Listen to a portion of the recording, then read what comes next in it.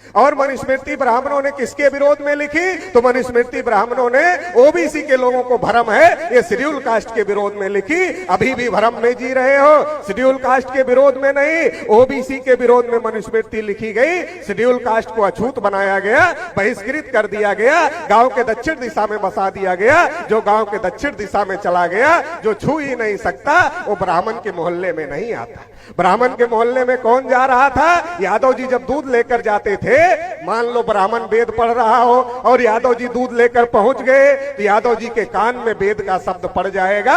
तो मनुस्मृति में लिखा, अगर शूद्र के कान में वेद का शब्द पड़ जाए तो शीशा पिघला कर डाल देना चाहिए।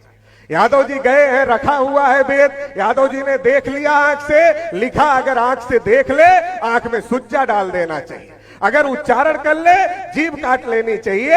ये जो मनुस्मृति लिखी, ये पिछड़े वर्ग के विरोध में लिखी। आपने एकलव्य की कहानी सुनी होगी। एकलव्य द्रोणाचार्य के पास जाते हैं, द्रोणाचार्य को कहते हैं गुरुजी हमें भी धनुर्विद्या सीखना है। द्रोणाचार्य उनका कुल पूछते हैं, गोत्र पूछते हैं। जैसे पता चलता है एकलव्य पिछड़े वर्ग का है, द्रोणाचार्य उसे विद्या देने से मना कर देते हैं। एकलव्य स्वतः अभ्यास करते हैं, स्वतः प्रयास करते हैं, और स्वतः अभ्यास और प्रयास की वजह से एकलव्य को वो विद्या आने लगती है जो विद्या द्रोणाचार्य को भी नहीं आती थी। द्रोणाचार्य को पता चल गया इस मूल निवासी बहुजन समाज में एक एकलव्य पैदा हो गया, ये हजारों लाखों एकलव्य पैदा करेगा। और अगर हजारों लाखों एकलव्य इस समाज में पैदा हो गए, तो जो हमने इनको गुलाम बनाकर रखा है, हम इनको गुलाम बनाकर नहीं रख सकते। ये आजाद हो जाएंगे, इन्हें आजाद नहीं होना चाहिए। इसलिए छल किया, कपट किया, और छल कपट से एकलव्य का अंगूठा कटवा लिया, लिखा दक्षिणा में दे दिया।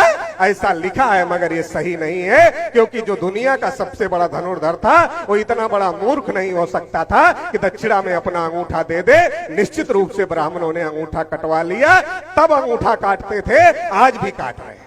तब काटते थे, आज भी काट रहे हैं। आज महाविद्यालयों में, विश्वविद्यालयों में द्रोणाचार्य बैठे हुए हैं। वो द्रोणाचार्य क्या करते हैं? एससी ओबीसी माइनॉरिटी के बच्चे थ्योरी में टॉप कर जाते हैं, मगर जब प्रैक्टिकल में नंबर देने का समय आता है, एससी ओबीसी माइनॉरिटी के बच्चों को सबसे कम नंबर देने का काम किया जाता है। और जो भारत की सरकार है, जो भारत की गवर्नमेंट है, वो गेम टीचर को जो सबसे बड़ा पुरस्कार है, वो कौन सा पुरस्कार देती है? द्रोणाचार्य पुरस्कार देती है। द्रोणाचार्य पुरस्कार क्यों देती है? इसलिए देती है, जो काम द्रोणाचार्य ने एकलव्य के साथ किया, वही काम तुम एससी एसटी ओबीसी माइनॉरिटी के बच्चों के साथ करो।